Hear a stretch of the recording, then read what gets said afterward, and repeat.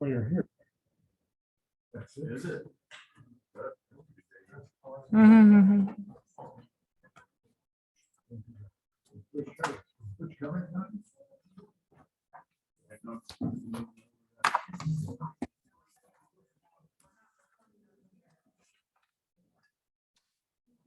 That was us. Okay. Yeah, we have a Zoom meeting. It's getting recorded through Zoom.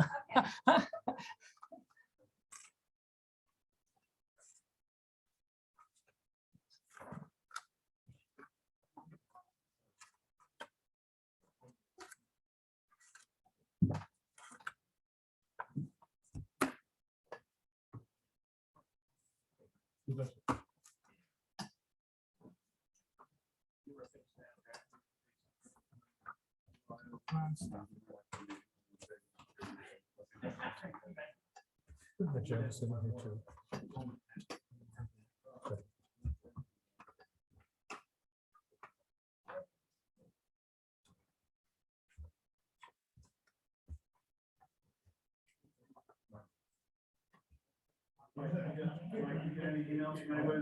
No, sir.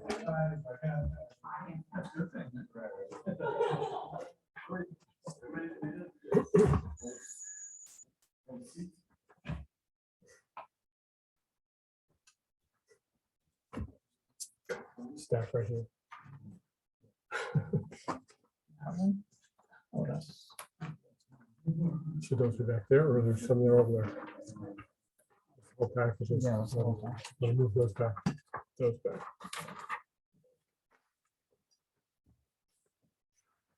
Unless there's some over there.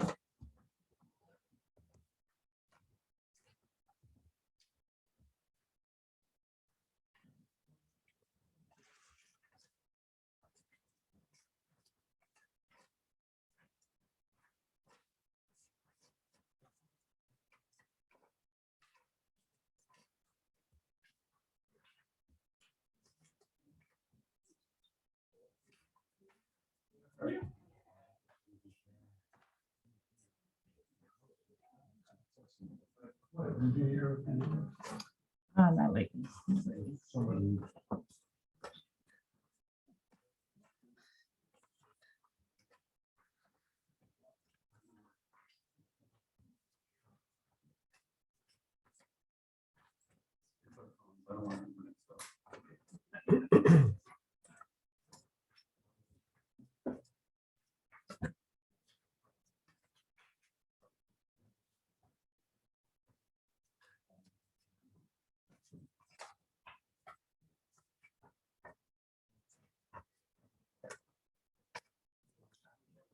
Says that it works perfectly. So it's called major points.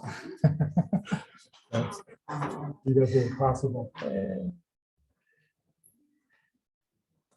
Anything is possible unless you try it and then you realize that it's not possible. Kathy, Yeah. Thanks.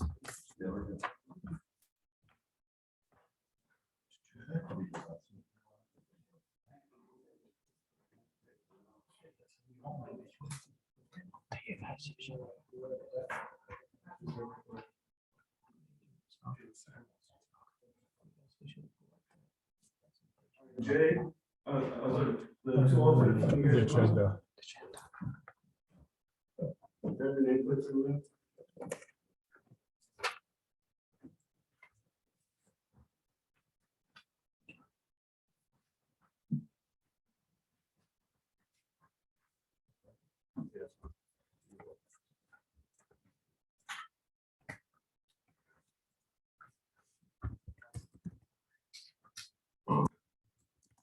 All right, good evening, everyone. We'll go ahead and get started here with the City of Boynton Beach Planning and Development Board meeting for Tuesday, March 22nd. City Clerk, are you good to go? Thank you. All right, we'll go ahead and get started here with the Pledge of Allegiance led by Tim.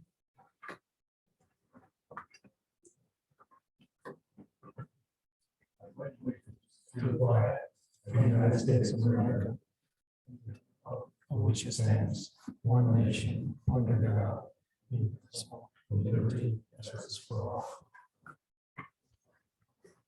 All right. please give a roll call from the clerk. Chair Rosecrans, I'm here. Vice Chair Maloney, Present. Chris Simon, absent. Tim Litch, Yes. Kevin Fisher, Yes. Darren Allen, Present. Thomas Remigio, Present. Jay Sobel,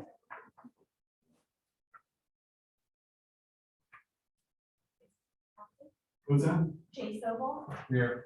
He is an alternate, but Okay. apparently we have 700, there's Okay. 8 chairs. I didn't do the math. And Chris Simon actually did show up as well. oh, okay, Chris Simon just walked in, present, and then we also. How do you want to play that, Mr. Attorney? It's, you know, the alternates have to go to the chair to be. They good? To the board member. Chris, we warmed it up for you. Okay, thank you. I went to the back door and it looked locked. Thank you for mentioning that.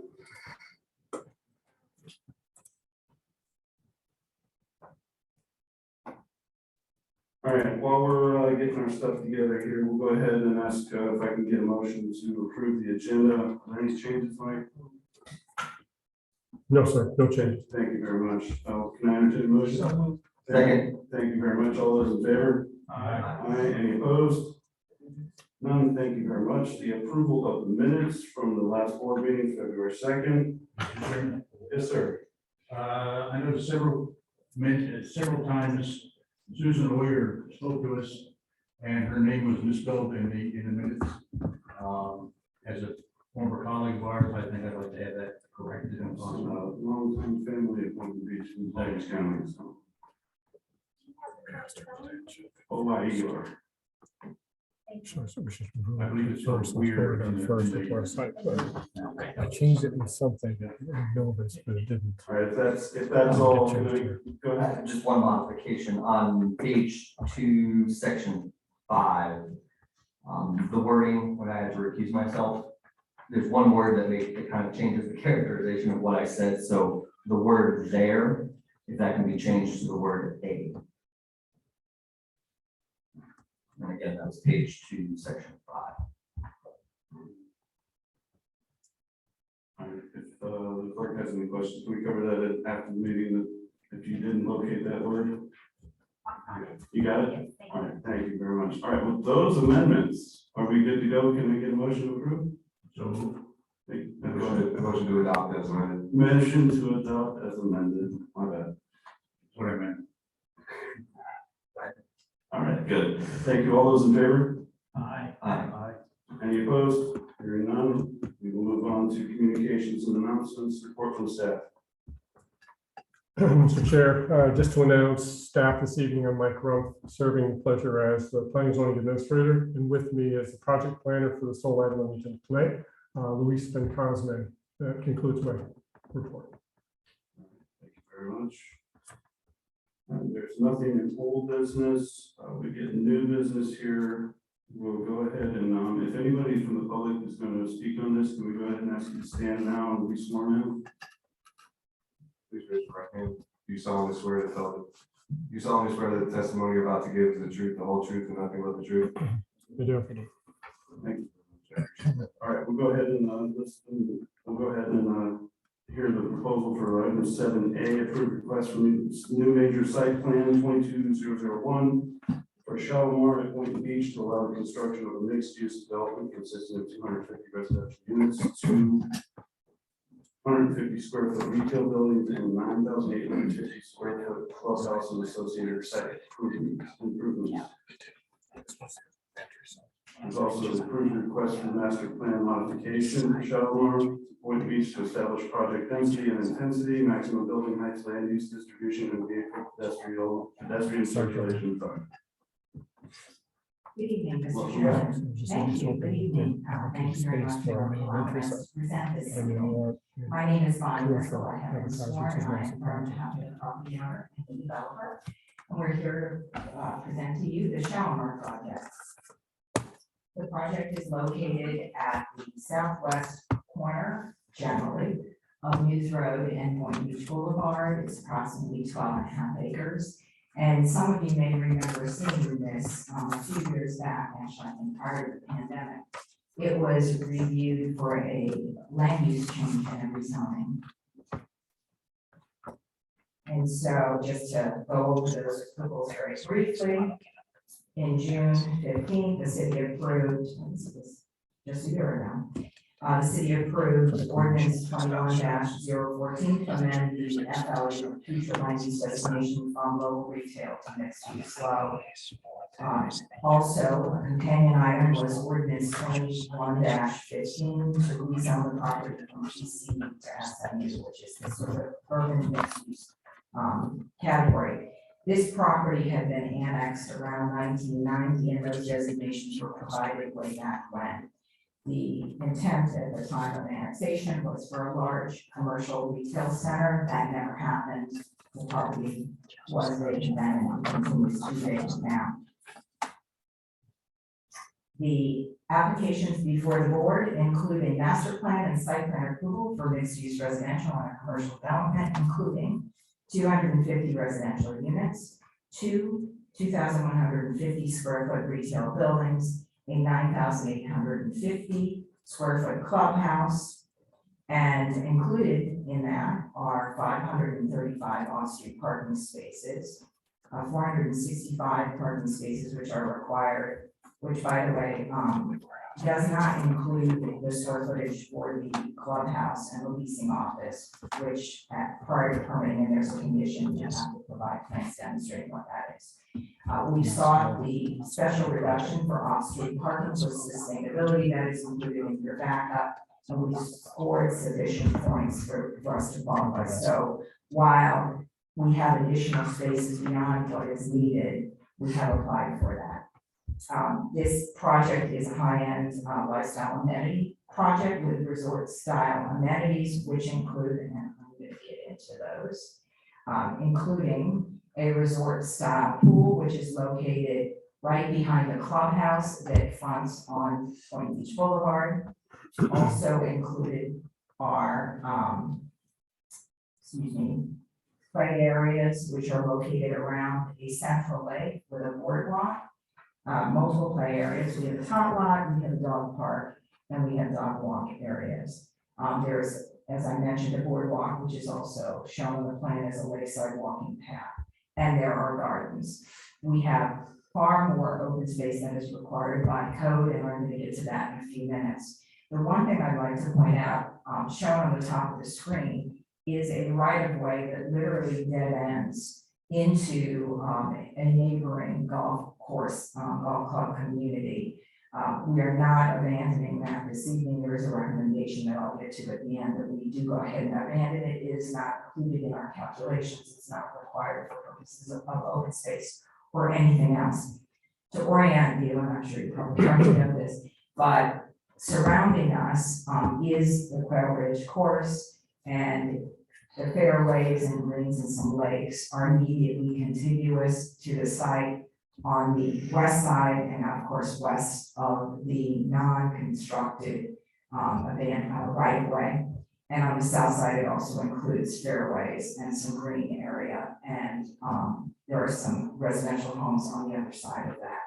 But that road was never constructed, and it essentially dead ends into what is golf course. So the project itself, we have 10 3- and 4-story buildings. In an effort to be sensitive to the single-family community to the west and to the south, the 4-story product is in the center part of the project, away from the property lines. So it's set back pretty significantly. And the bedroom mix includes 1 bedroom, 2 bedroom, and 3 bedroom units. This is a plan of where our green space is and what it is, and as you can see, it is significant and it exceeds the requirements.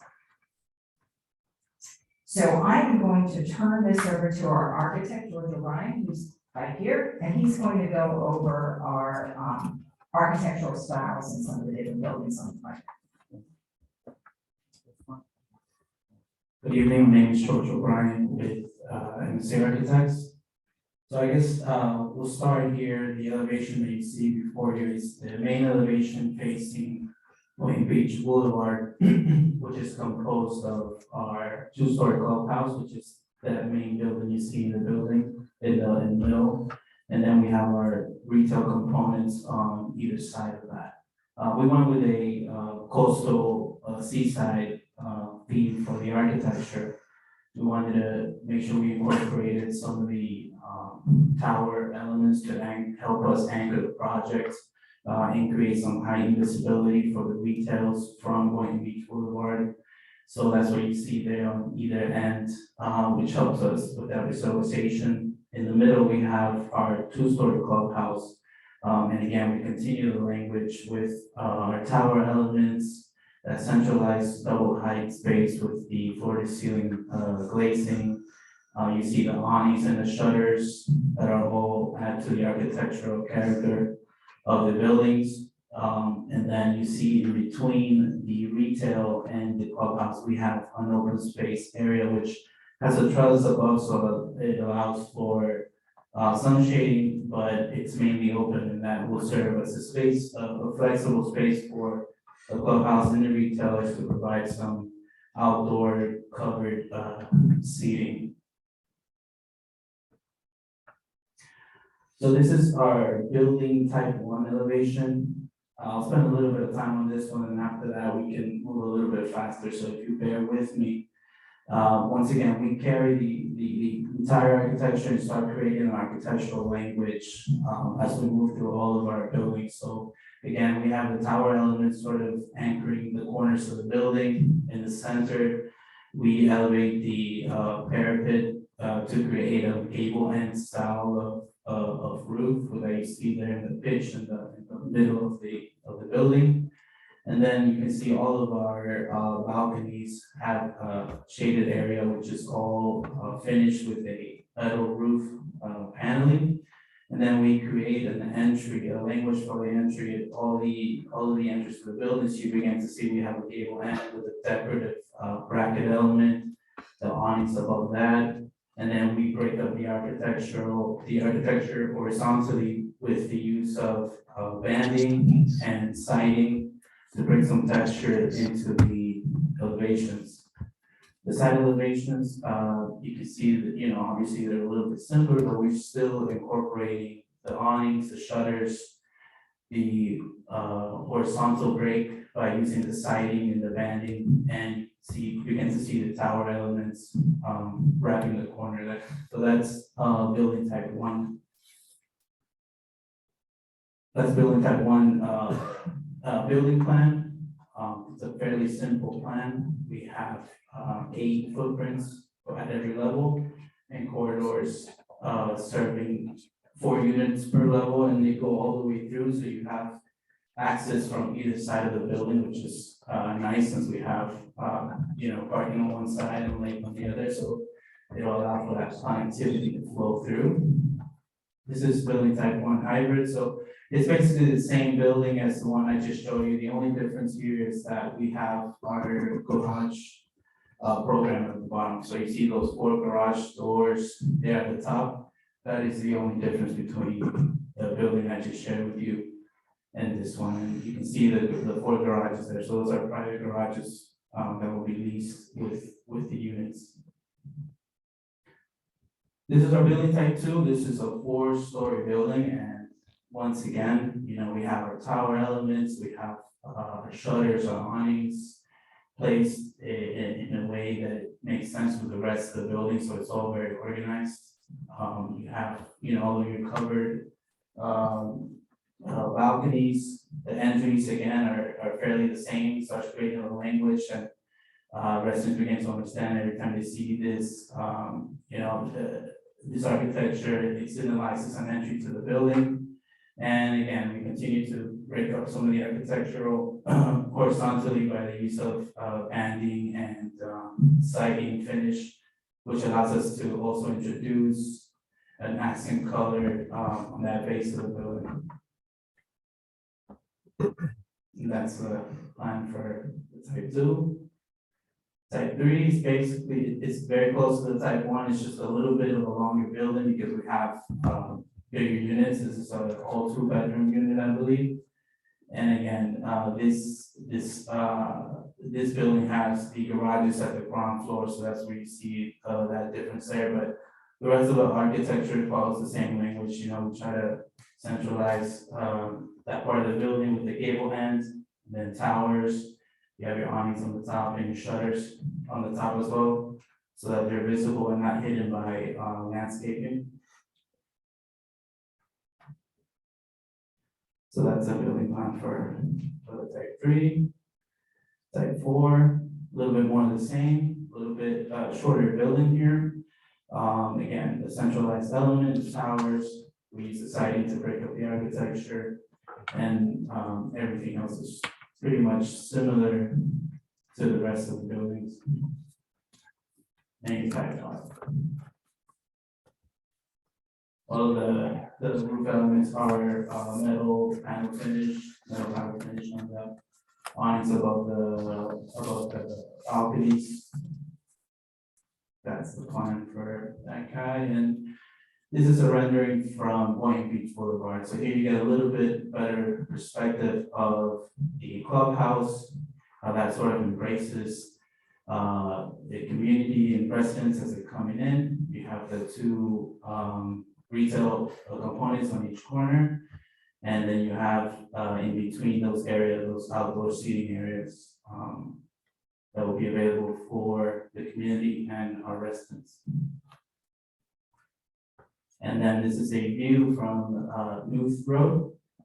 And again, you can see all of the building and the lake and existing gas station.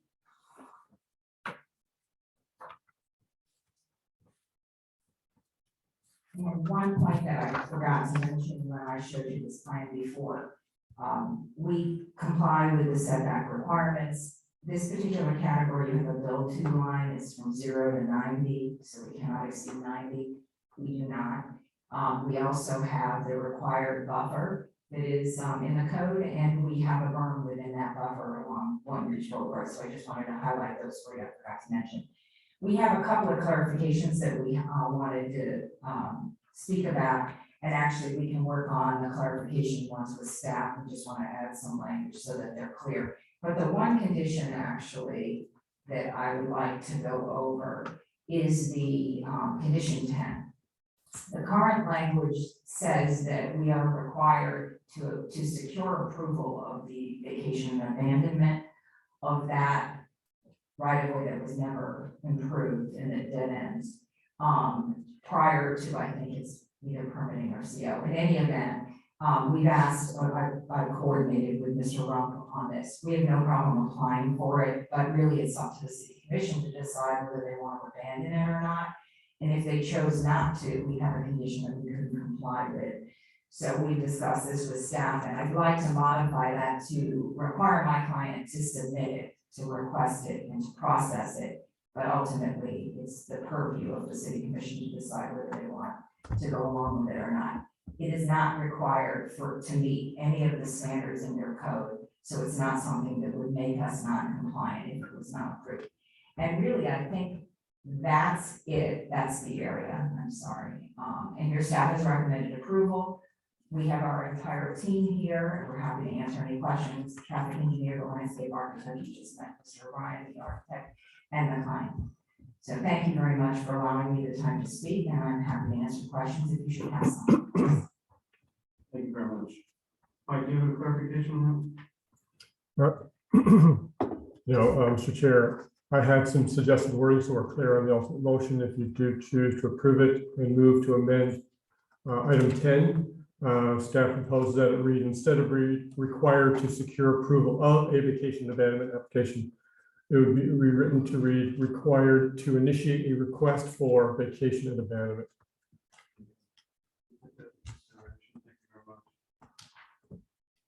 All right, at this time, we will ask the public to provide any comments.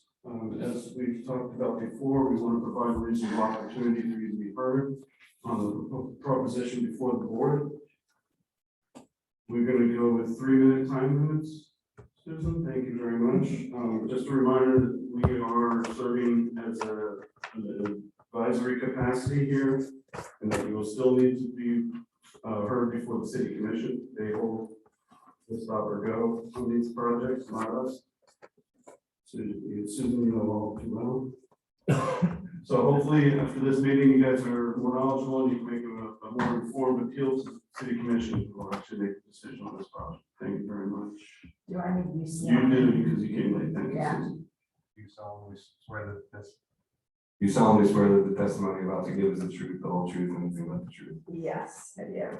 Please state your name and address, Susan. Susan Oyer, 140 Southeast 27th Way. First is a correction, this is Knuth Road. It's a hard K. The Knuth family, one of whom was a mayor in the past. This is not the modern night pronunciation, it's the old, Scandinavian Knuth. So I just wanted to point that out because we're not looking at seeing it now. If I'm recalling correctly, and please let me know if I'm wrong, wasn't this supposed to be luxury homes? When Joy Winchester, a family friend for like my entire life, brought this up because her family was selling. I recall being on board and we all approved this because it was going to be beautiful luxury homes, like Quail Ridge or anything else, and it was going to be beautiful and it's desperately what we need in our city. Am I remembering correctly? Mike? Unfortunately, I don't have recollection of that, whether it be discussion or agreement or what have you. It could have been something that was recommended at the time, discussed, but I don't recall a specific condition or any type of document recorded to require that. If it has, it's been totally overlooked, but I do not recall. Yeah, because I remember it came up the last meeting before I quit, when we all sat here, I believe, screaming and hollering about how the commission doesn't listen to the P&D Board. And then I believe this is the one that came up, or it was right around that last meeting I was at, and I recall this being luxury homes, which I was fine with. I mean, people brought this up to me a couple of weeks ago going, oh my God, Susan, what's going on? Are you going to go fight this? I'm like, why? We need luxury homes. This is supposed to be luxury homes. What the heck happened? I mean, I know it's election time and everybody's donated to candidates, and I know I'm speaking to the choir here, but we don't need any more apartments in this city. We all know, we're all very aware of the sewer problems in this city. We're very aware of the lack of water. We are aware that there is no water to pump our toilets. And now you want to add another 253 apartments on top of the 1,000 you're putting in downtown, where there's already sewage coming up because no one can flush their toilets because, there's too many apartments and too much water being wasted. So I, of course, am going to ask you to say no, although I know it's, pie in the sky because the commission has all been bought and paid for, and except possibly whoever is being elected in the next 5 minutes, who potentially isn't. But, I would say, please deny this. And I would also ask, what are we doing about all the animals? This is one of the last pristine forests in the city. And where are all those animals going? I'm sorry, you've got all kinds of birds, you've got all kinds of potentially being private property. Of course, no one's able to get back over there. Possibly the Winchesters are aware of what's over there besides their cows.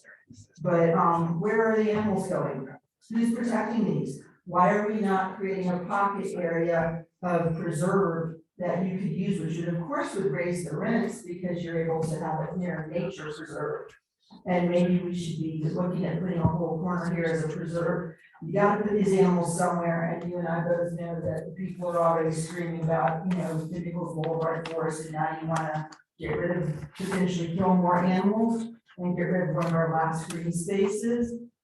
So I would say that this should be denied, and I would ask the developers to do the right thing, and Bonnie's a good person, and they've done this with them all, where you can take a pocket in the corner and make it nature preserve and give those animals a place to go and maintain some semblance of the green space that was there all along. And I have 8 seconds left. Thank you. All right, next up, anybody want to speak to it?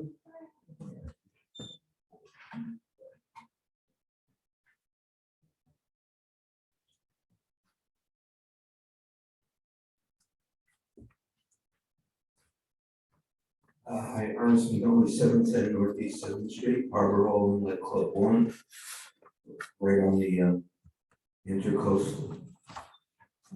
I'm on unit 407.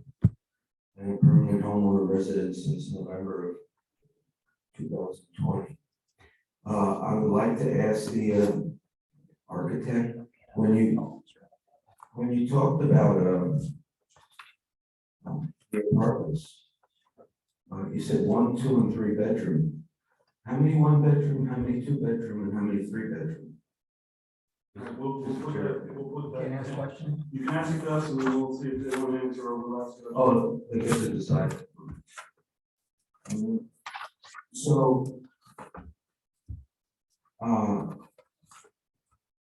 every time I seem to come to these meetings, I would write at the top where it says City of Boynton Beach Planning and Development Board.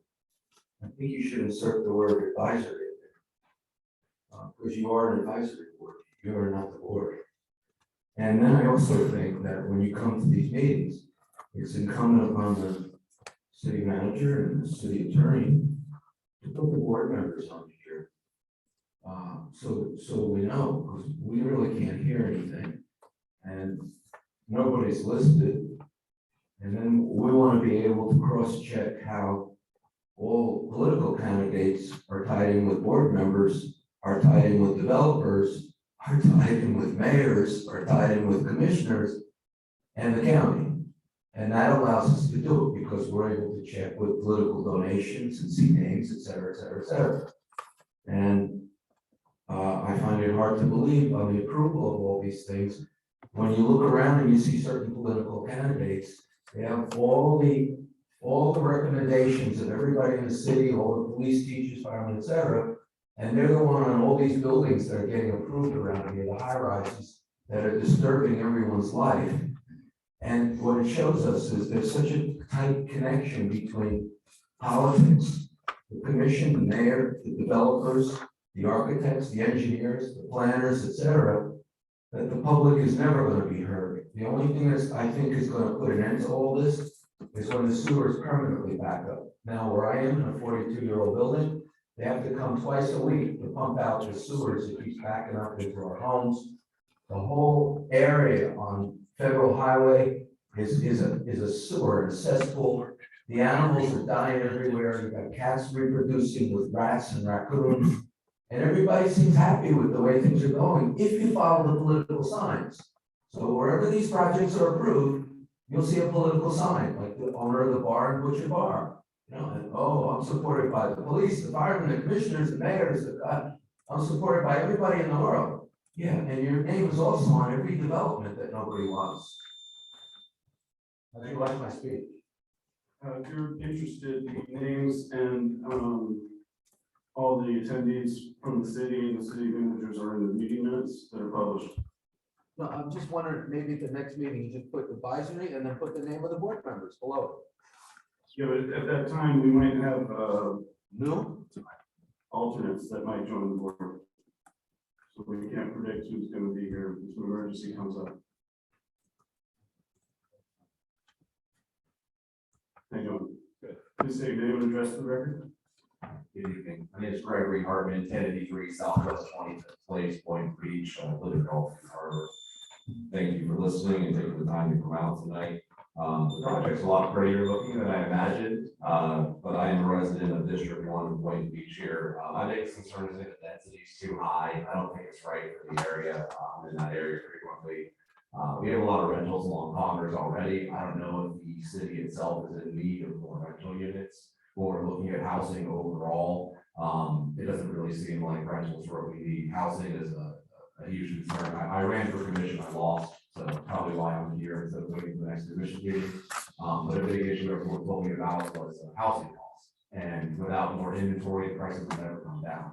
I understand whoever paid for the land probably is going to make a lot of money, doing, half-acre homes, but even townhouses or something more like what we see in downtown Delray Beach with 2- or 3-story townhouse, I think would be more in character for the area, more right for the area, and most of all, I think it should not be rentals. I think there should be more emphasis on own homes. I know the commission is really, who you say has, but, your guys' recommendation matters on the art board. We don't get the final say, but we can at least, say that that person's better than this one, or at least make what we believe are good suggestions.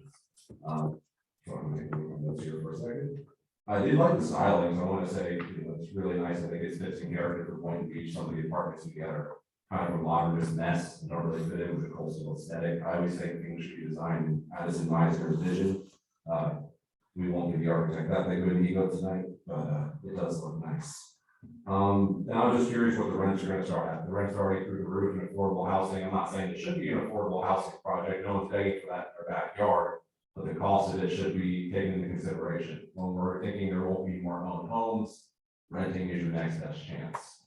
And with rents being, I think at the 500 Ocean building, it's $2,200. And this location is not Ocean, it's not Ocean Federal. But still, I've looked at rents in the area, they're extraordinarily high. So I don't really, this won't help us solve our housing problem. And additionally, there's traffic in the area. It's a real generic concern. The traffic's not getting better. Development out west is getting bigger. I lived in Broward County, very far out west, and pretty much Sterling, Sheridan, Hollywood Boulevard became major thoroughfares from 95 to US 27. So we can kind of see that happening now, where you're going to go from 95 out to 441. So having more apartments along the way certainly won't make congestion less. Thank you for listening tonight. I appreciate your guys' time. Thank you very much. All right, anybody else? Thank you. Come on up.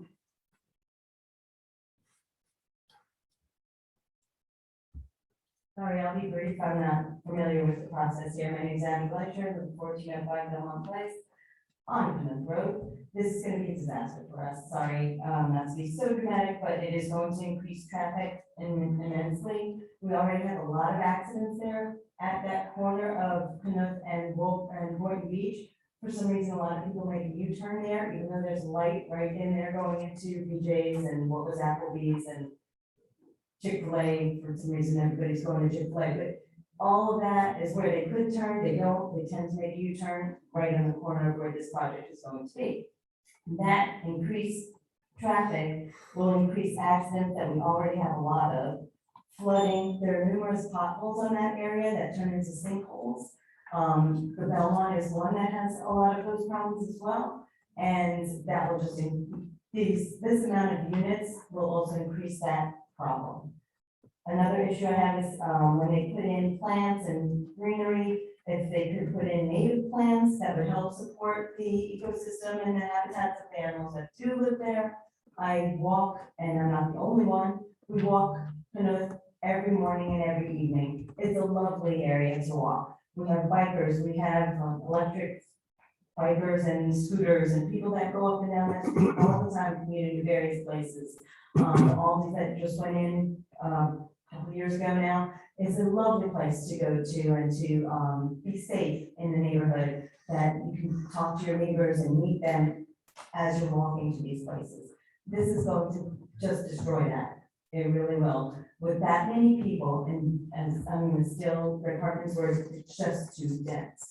250 units, that's about 500 people at least, and 500 cars, and it's just gonna be a nightmare for us. It's going to inconvenience us to the hills. It's just gonna make it miserable. Where I love living where I live, and I love the amenities that we have. We have a huge wide sidewalk there that is lovely. Everybody walks and says hi to each other. The golfers with bad shots throw the balls out there. We pick up golf balls and stuff.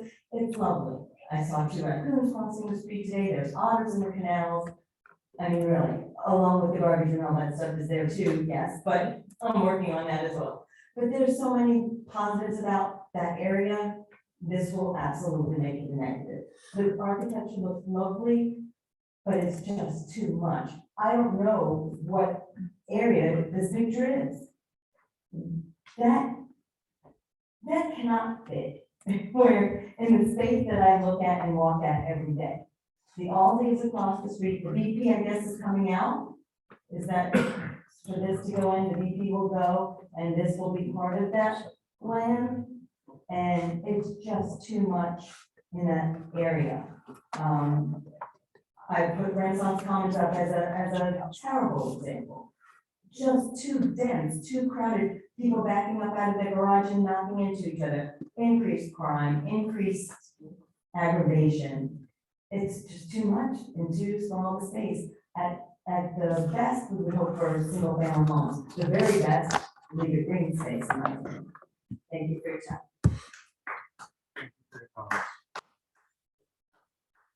Anybody else from the public wish to speak in this matter? Seeing none? You've had your chance to speak, sir. You don't get a second?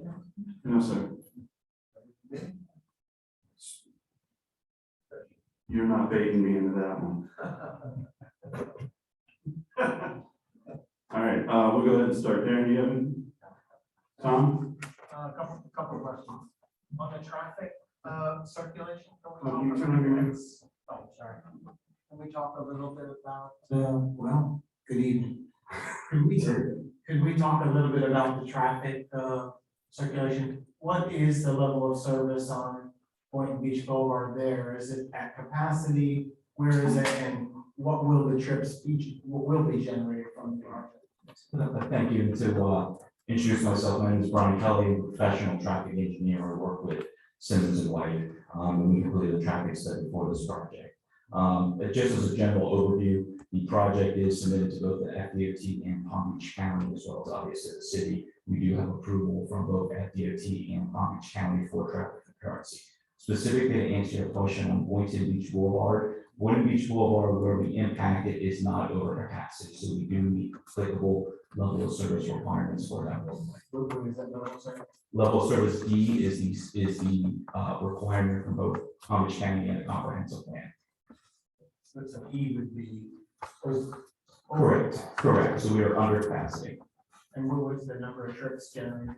So the number of trips generated is the exact number. So overall, we tend to look at trips from a peak hour perspective. That's how we evaluate it. It's a better way to address impact. And the peak hour impact of the site is 124 trips. So it's about 2 per minute. If you kind of want to think about it in those terms, 124 trips.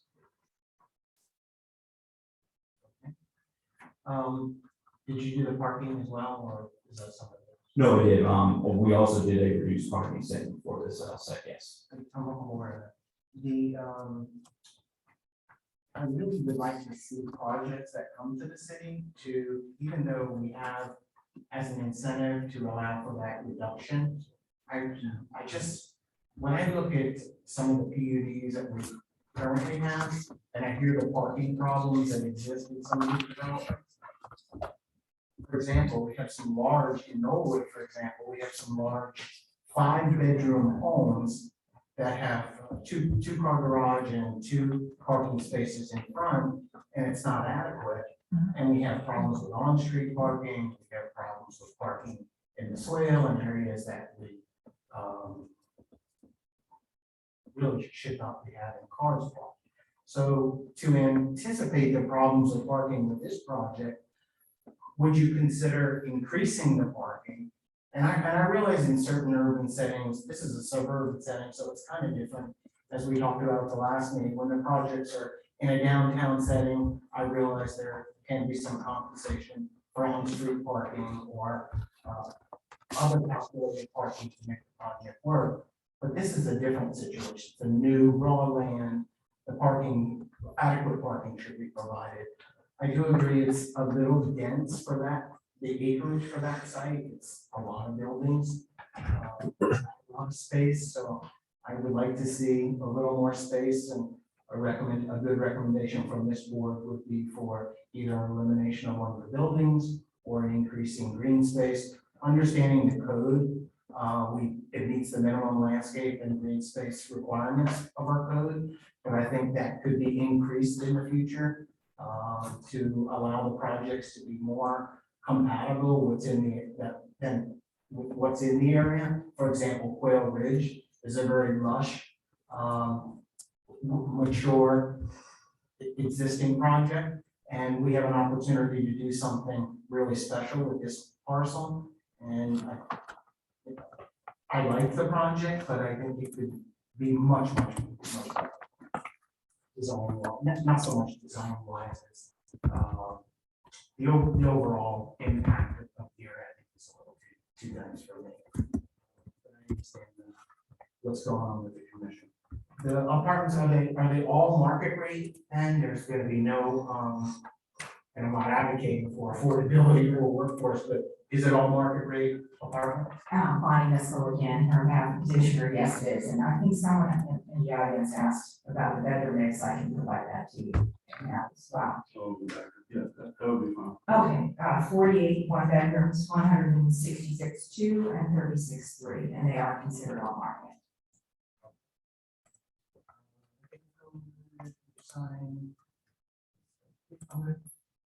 Thank you. I messed up. I should have asked if you wanted to respond to some of the comments that came from the, Oh, thank you. Oh, it's okay, that's fine. Well, I was going to respond to the count. The rents, are, it ranges depending on the ones, twos, and threes. Anywhere from 1,800 to 3,100, so it is not a workforce or affordable product. And I apologize about 10 days. I am outstanding in consent. I love this my maiden name, and I apologize. Now that many Susan. Anyway. all right, there was one more item that she brought up, and that was previously before the board. Was that? So I did not represent the Winchester family, so I can't speak to, I did attend some of the meetings that I know they were hearing this, but I can't really speak to what had been committed to. From the beginning, this owner and developer, and they are owners now, has always been considering this product type, which by the way does conform to the land use and the zoning category. This particular mix and type of unit is allowed in the SMU, but I don't know what the Winchesters may have committed to or said on the record. I can only tell you what we've been speaking about. Thank you very much. All right, so let's go over here. Tim, do you have any comments, questions? Just a couple of quick questions. The towers on the entranceway, on the two ends, will they be open and accessible to human people?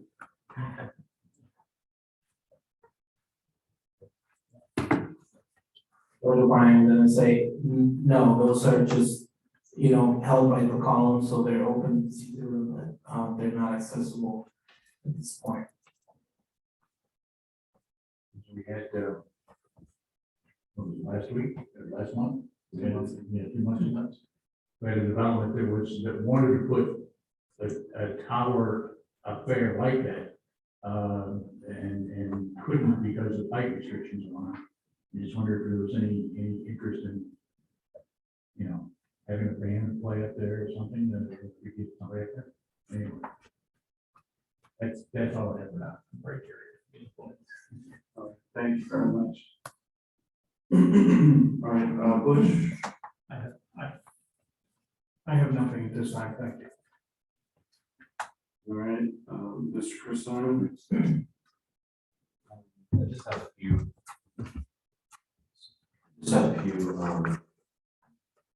Couple of questions for the development as well as for the staff. That was given to all the leadership design, a lot of issues with congestion. Get better traffic flow around and out of the property onto our two ingress that converge almost at the same point at Point Beach Boulevard, which are near a U-turn, point of U-turn, and the amount of traffic that is going to be increased at the egress point onto Point Beach Boulevard, where Clubhouse, where is that in relation to the point of U-turn? I think it's further east, so it kind of means that you really only can make a right-hand turn coming out, and potentially as part of the development, you're required to include a break in the median for a left turn. How does that work? Into the property from westbound. Yes, and George was just explaining, and I'm sorry that I didn't mention this before, it's a very good question.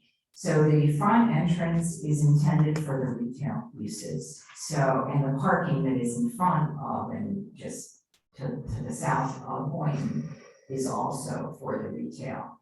The Knuth entrance is the primary residential entrance and exit, in an effort to not mix that traffic and have the complication. And I think during our review, and Steph may want to comment on it, this discussion came up because there was concern about potential conflicts. And so our design actually changed during that period. I said that right.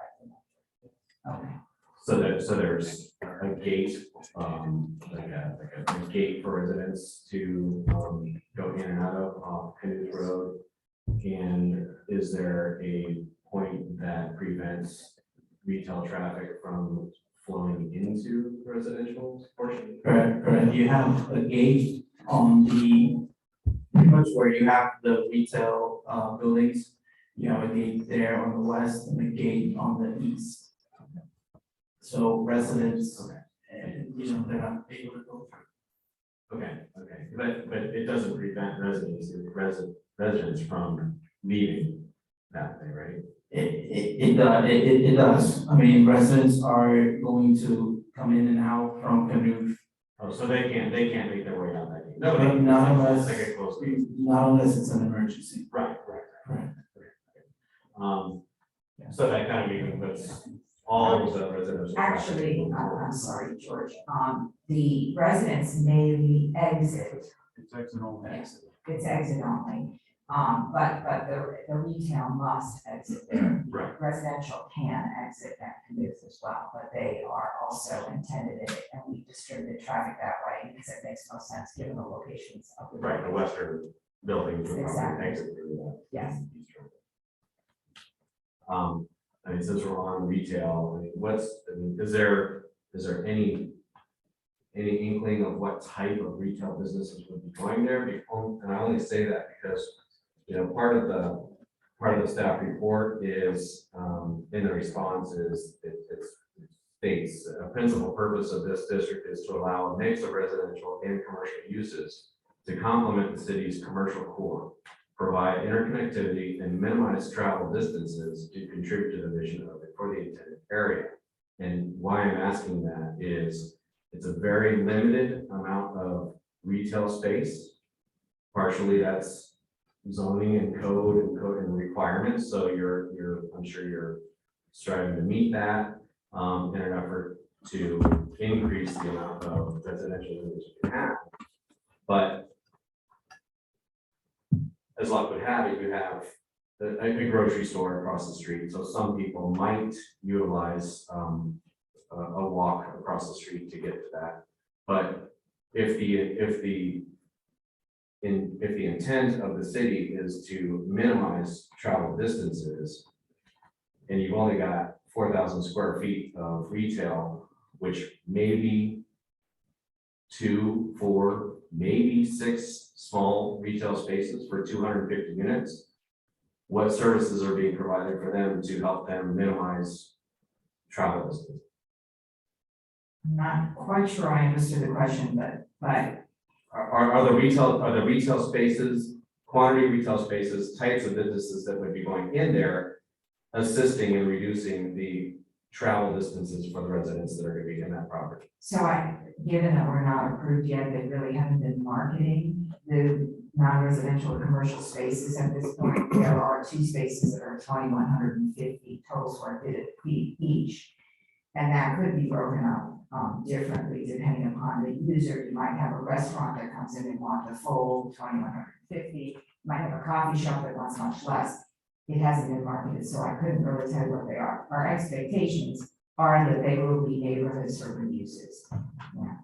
Coffee shop, magazine or retail sundry type store, those types of uses that you would expect to want to be next to the residential. Even a non-producing dry cleaner could be there where it's pickup and delivery, where you can just walk your clothes over to the dry cleaner. But that's what our expectation is. But again, we haven't started marketing it because we're not even approved yet, so we don't know what we're marketing.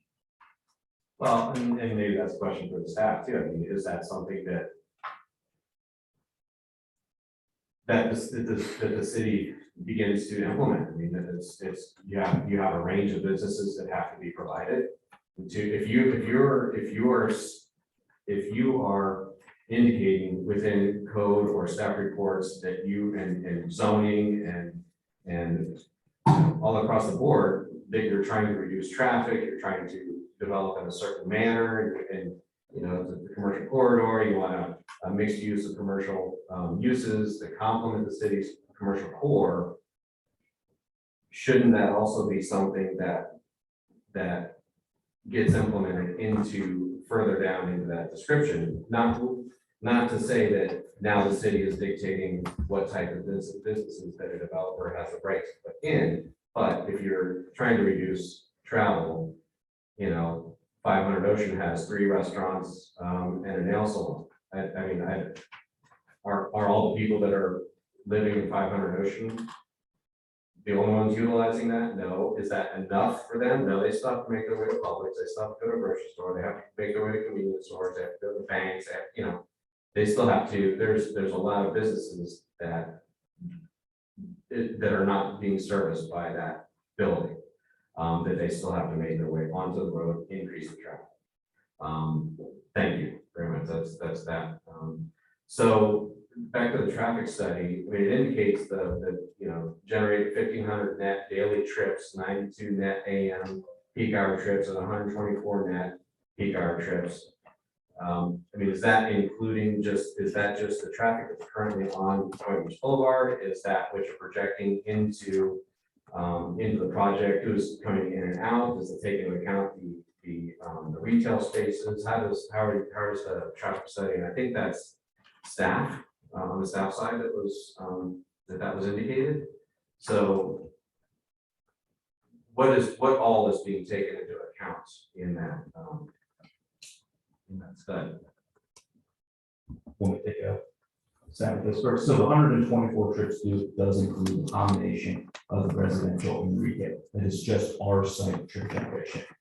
But what the traffic study includes as well is an analysis of the roadway. So for Boynton Beach Boulevard, we actually look at existing counts. We also look at future counts, meaning, okay, there's approved projects, there's historical growth rates for this road. We know that if there's X number of trips today, in 5 years, there's going to be additional trips from just development that's occurring, not particularly ours. So we layer all of that in to kind of get final traffic volume numbers for Boynton Beach Boulevard, and then compare that to applicable level of service volume threshold. So all that is taken into account. So we don't look at just our trips. Based on the zoning and the number of units that would be allowed along that corridor. To an extent, it's approved. It's trips that have been approved even just outside of Boynton Beach Boulevard, but overall in Palm Beach County that could be using Boynton Beach Boulevard, right. You know, to wherever they're going. So there's actually a database that the county has, and we utilize that database for doing the analysis. Okay, thank you. So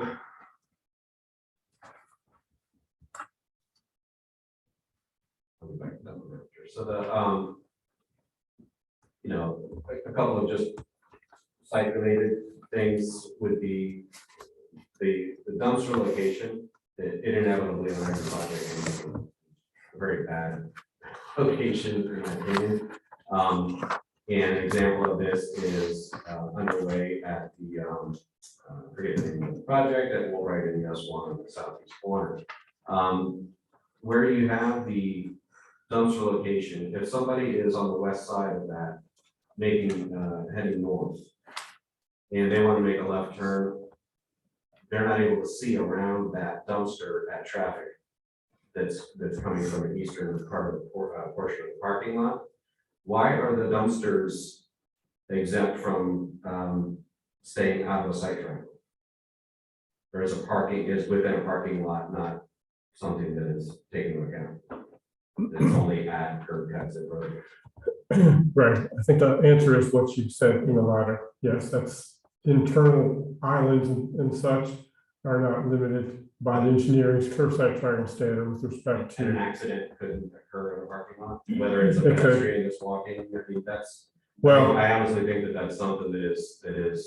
This may not reflect all of it, but typically there are stop signs internal to parking lots. Yes. Yeah, I mean, I see the hash for it, but, I mean, you would think that that's not gonna stop a pedestrian. That's walking, kid on a skateboard, that's playing in the parking lot, because, you know, it's that way there. So they're riding around a bike or a skateboard, it's cutting through it's riding around in the laps, because that's their exercise pattern. It's, to me, it's a safety issue. And then the north door, if it's a double swing door, is gonna hang open and block that lane of traffic. It does on a daily basis at that center that I was just describing. So again, a lot of the stuff for the staff is, I've got my own opinions on the project, but you know, the staff reports, acknowledges no strain to the infrastructure, such as, you know, fire or other resources. Does it take into account the strain that's on other businesses and parking in other areas?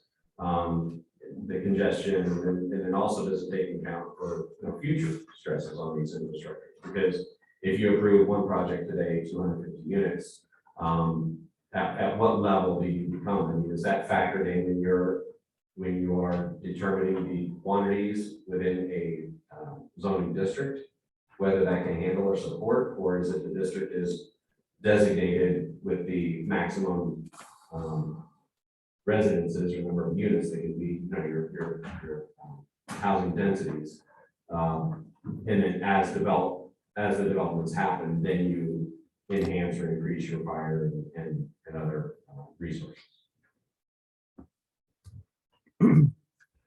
Like, which goes first? You know, chicken or egg? Sure, I think that's best directed to our fire staff, not an answer for the public hearing next. But I would say that they react project by project. Fire and police are both members of our technical review team, review projects on a case-by-case basis for their own capacity. This is not expansion of the city's boundary. I think it falls basically within their ability to serve. Otherwise, we'll be hearing about in the review process. Right, and kind of why I'm asking that is, if, you know, is it the luck of the developer that gets in there first, you know, and they say, well, this doesn't cause an issue, and then the next month we got somebody else that says, well, this causes an issue, and now we've got those other 250 units, and, you know, if it's just, you know, case by case, and eventually it's going to get to a point where it's not enough, then, you know, it seems like that should be taken into account. I think really the boundary adjustments to the city would have a greater impact on their service analysis and future planning of what's within the boundaries.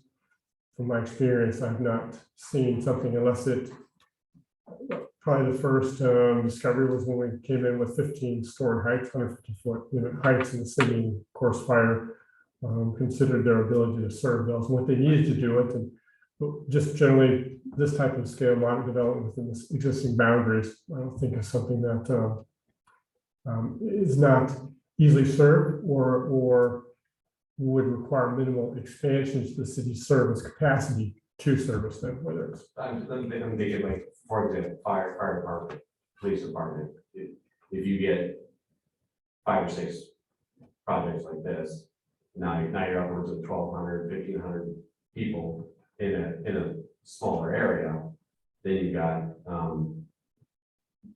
that much more increased volume in calls, responses, delayed response times, right? You know, things like that. So that's kind of where I'm getting with that.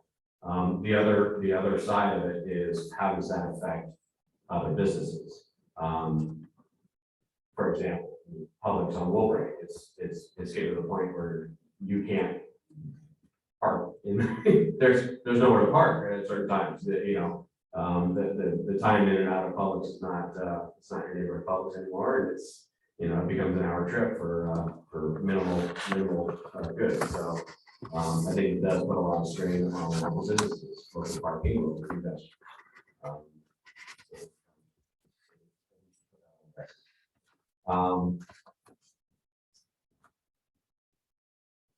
And then I guess really the last thing that I think you had already included it with your presentation, but there was the in the staff report that the proposed development is required to submit an approved SCAD, school capacity availability determination application to ensure the area's schools have adequate capacity to accommodate potential public school students who will reside in this project.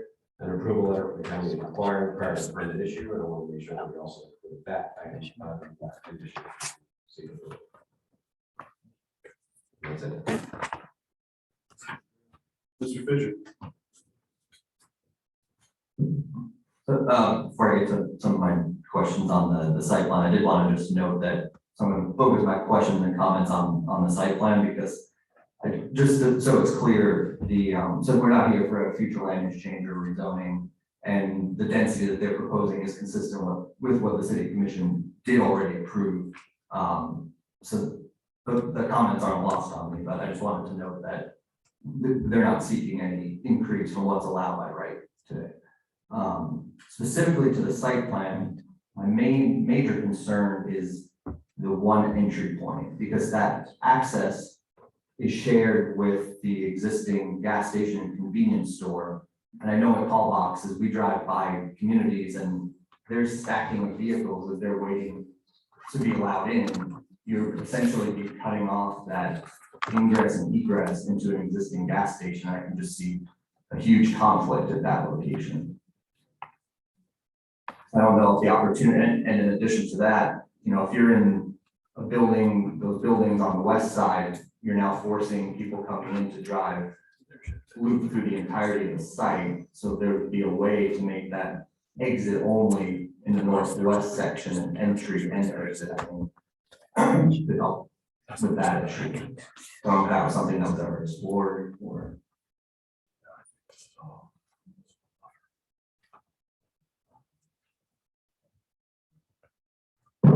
Exit only on which side? So the two gates on either side of the retail buildings are exit only for the residential units, so they have no access into the site through those gates. So this is funneling all the residents in off of that access road that provides access to the existing gas station.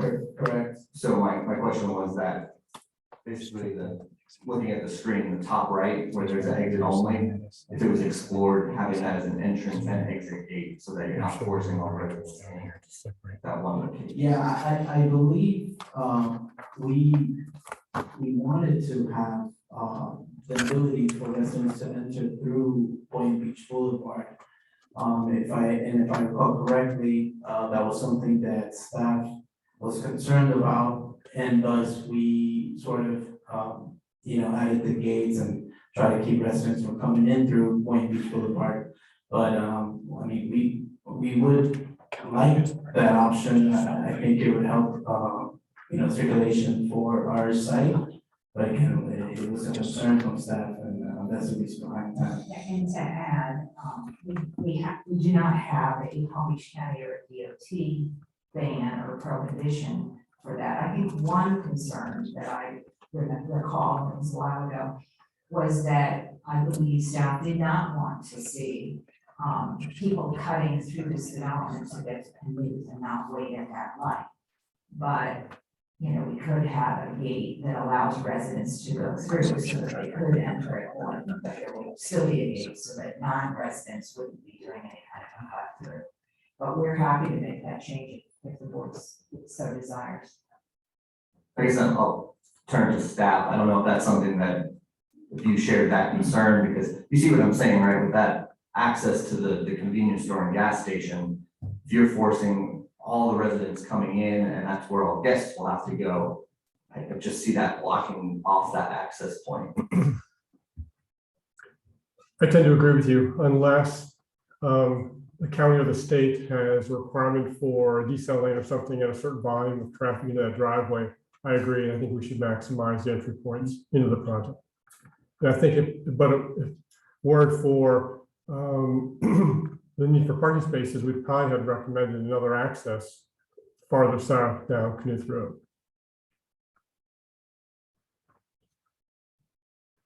Other question, I had kind of a minor question, and I noticed on the site plan that's on the screen for the dog park, it does say enclosed with gates. But on the site plan, the backup, it didn't show any fencing for the dog park and also for the pool area. Just for safety purposes, you know, for children and stuff, that wasn't on the site plan either, so I just wanted to make sure that that would be included in the plan. We actually had looked at an additional exit or entrance on Candidate, but we would lose a lot of parking spaces there and we have a throat depth, potentially a throat depth issue. As far as Boeing is concerned, we certainly could do it. It would require a right turn lane, a decel lane coming into the project, which would mean that we would be modifying that berm and buffer on one side of the site. But it's certainly something that we could consider if the board decided to request that. And then I guess while you're up there, the question about the fencing, so the site plan included on backup didn't denote any fencing around the dog park. I know the staff report said it will be fenced and the rendering up here says it will be. What about the pool in terms of securing it from, you know, children or pets? Well, it's required by law. Yes. So, Yeah. it's a code stuff, yes. Right. You know, one comment, and I always listen to Stephen. We are going to be applying for the abandonment as the condition that I just suggested. That entire length is fairly substantial, and we certainly could leave that in a natural or a more natural and vegetative state to encourage, whether it's gopher tortoises, I don't know, nothing or other, but other critters to be there and thrive. So it's something that we're certainly willing to do. Again, should you want to make a recommendation to the city commission.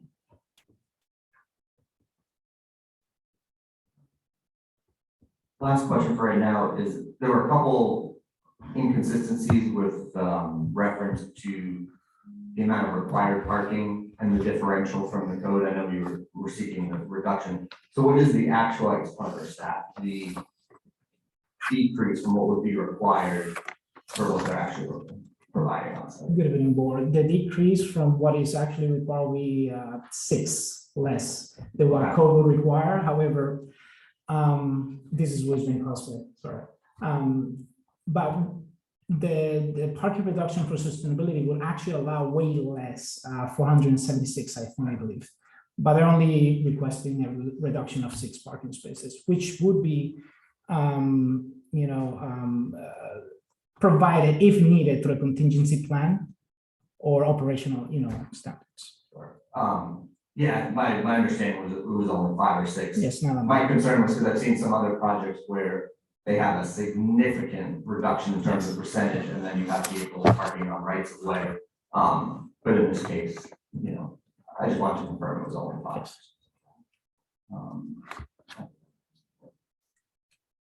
Thank you, Stephen.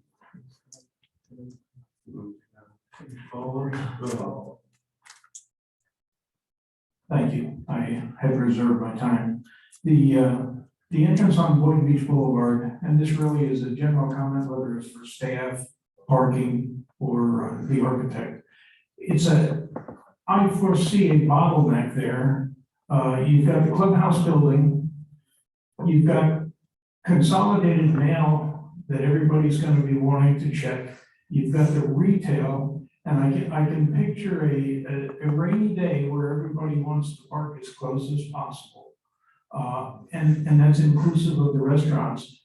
And we don't see any handicap spots there, or I don't see them. You probably got them, but I'm saying the condensation of people there at certain times. Now, a rainy day, the pool wouldn't be as busy, but I can tell you that people in building 5, as much as we'd like to say they want to be healthy, they want to go to the pool to sit in the sun, and they're going to hop in their car and drive there. I just foresee an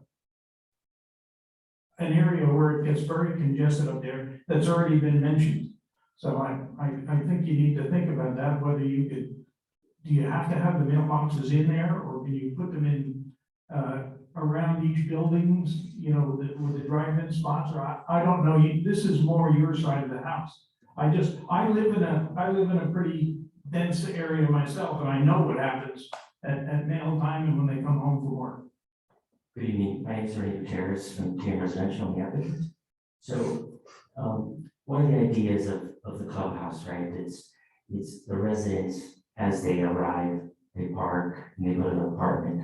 The whole idea of us having the boardwalk, sidewalk around the lake is to make the residents be able to walk themselves over to the pool, the clubhouse, to whether you want to watch TV show, or you're having a party, or to pick up your meal, or your parcel that you got from Amazon or wherever. But the whole purpose is to have everybody that's a resident to walk over. The people that really come through Boynton Beach to the clubhouse, it's really folks that are coming to inquire about the project, to lease. The residents, really, the goal is to have the residents come through Plymouth Road.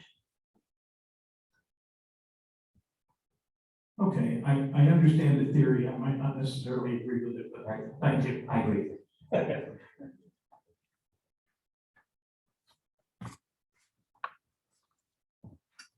All right, thank you, Coach. I'll come back to the board again, because I think there might be some questions developing. But I wanted to ask specifically about this credit you got for the nature path or trail. And that might be more for the city. I'm having a hard time understanding how that's a nature path that is unduly harming existing natural features, when the developer is going to come in there and wipe out every natural feature there is and put in a lake and a sidewalk around it.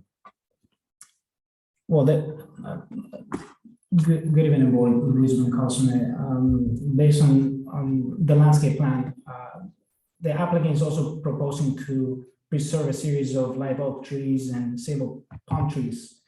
The reason for that code requirement, for sustainability relief for the nature path is to provide an area where, the residents can actually exercise and walk around, which the applicant is actually I providing. get that, but that's not how it's worded in the backup that we have. It is a nature path or trail, public pedestrian or bicycle access to natural elements. So if one oak tree that gets preserved is the natural element that gives them the credit for sustainability. Well, the path is actually landscaped with shade trees and other type of shrubs and ground covers. All right, I don't doubt that it's gonna be nice and it's gonna be cool for the residents to walk around. I just have a hard time. I think we really missed the mark on the sustainability with this city on a 12.5 acre piece of property, and we don't save any of it as natural area. Just take it all down and put back what we need. Make it beautiful for the residents. That goes along with what Susan was saying. I mean, I don't think that there's potential for preserving your layout right there, except for the right of way that's being abandoned.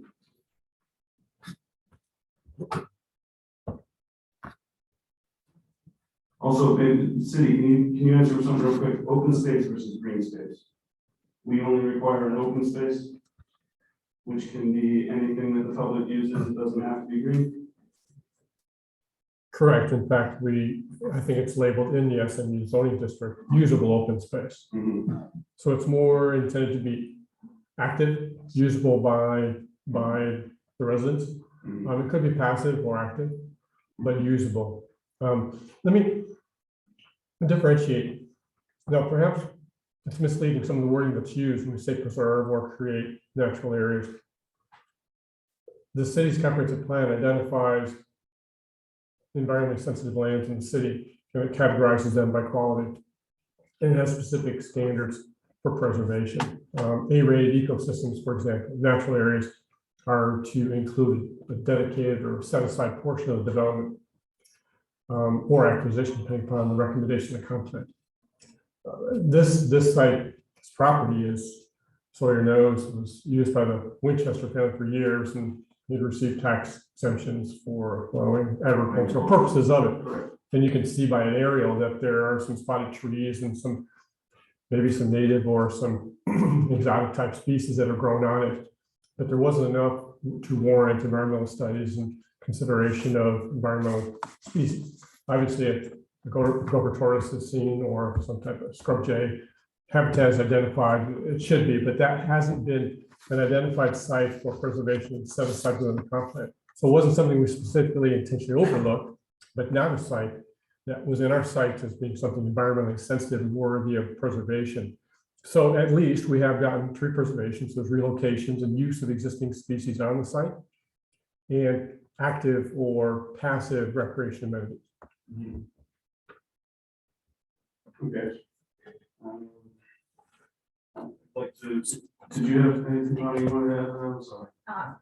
Thank you. Our landscape architect was here again, I think Mike just touched upon it.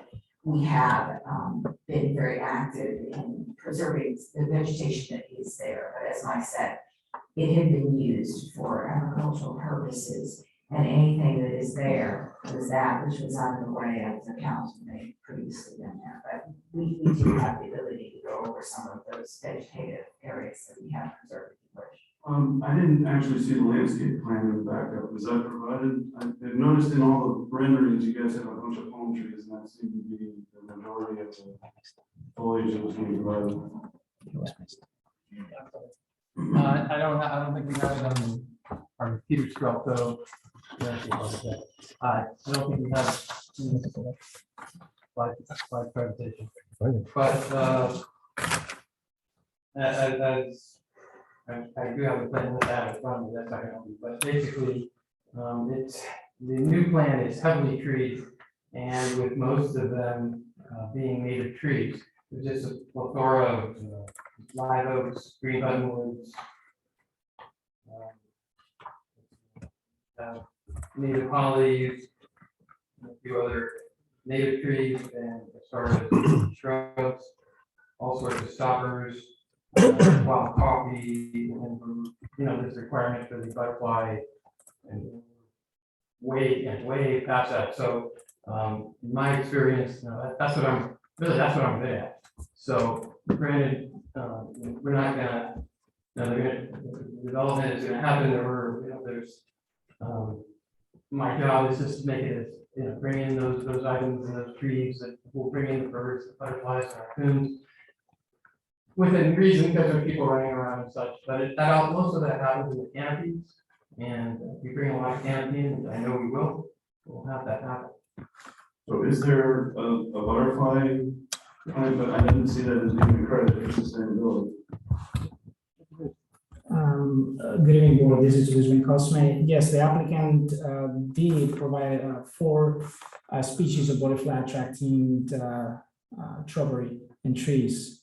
And I was given the scientific name, and I apologize if I don't pronounce them correctly. That's okay. But more curious. there is, they do meet the minimum required 3 species in amount, 3 species, but they're providing 4 species. Okay, Mike.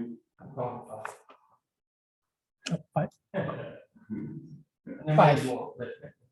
That's the idea. We're trying to get birds and butterflies. I didn't see that in the sustainability credits. Is that not something that they have to apply for to get it? Or?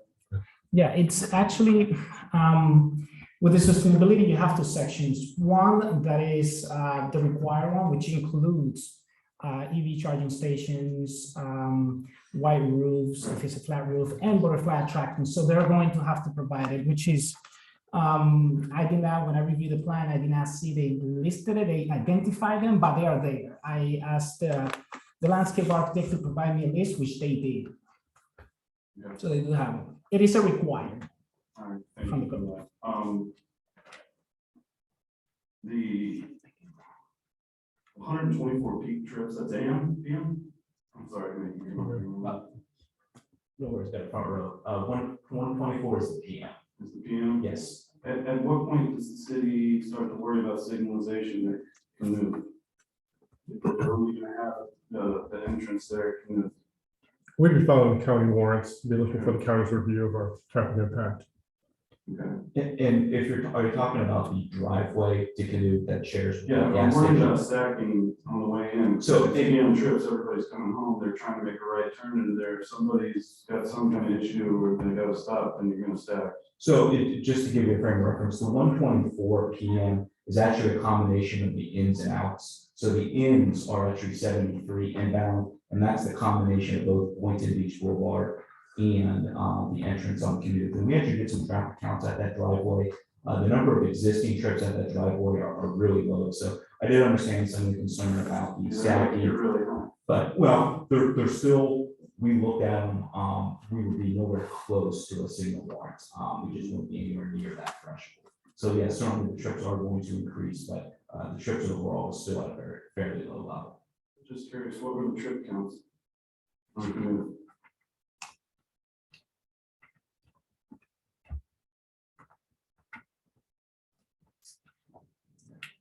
So the trips at that driveway, so the in and outs of that particular driveway, are not necessarily just operated. So in the morning, 7 vehicles were leaving that gas station driveway in the AM peak hour, and PM peak hour, only 17 were leaving during a 1 hour time frame at that driveway.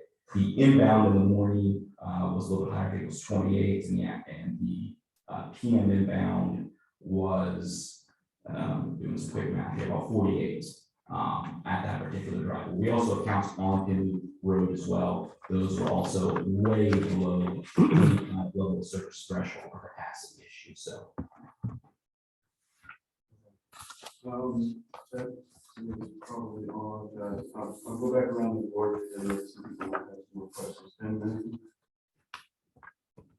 A few quick questions, as far as mail delivery. Is this probably gonna have gang boxes for a building, or is it all in the clubhouse? In the clubhouse, there is a mail room. Right. And then where all 250 units residents will come. And then we also have what's now acceptable or no most apartment communities. Right. So they'll come to the clubhouse and pick up their mail. Why would you have gang boxes at the units? It just makes it, it alleviates more the pressure at the clubhouse. More and more, the US Postal Office wants us to put everything in one little stop, please. So I that's. remember when he used to come around on a horse. I agree. Yes. But that's why I asked the question, because we've got separate buildings in my complex, and it's all, everybody's got a gang box. And there's a parcel bin as part of the gang box. It just makes sense, rather than have everybody have to go to the clubhouse. Your comment is very well taken, and we certainly don't have a problem, provided that the post office, you know, they say you can't fight City Hall, it's worse with the post office. But if they would allow us to have multiple locations and they would service those, we'd find that perfectly acceptable. And we can monitor and manage it and fight even harder if in fact it is a problem. But, you know, if you want to make that recommendation, we certainly would do our best to fight with them to accommodate that. I assume that the rental offices will be in the clubhouse as well. Yes, it will. The leasing office will be there. Is there any way that we can insist that it stay there and not be moved to one of the retail buildings?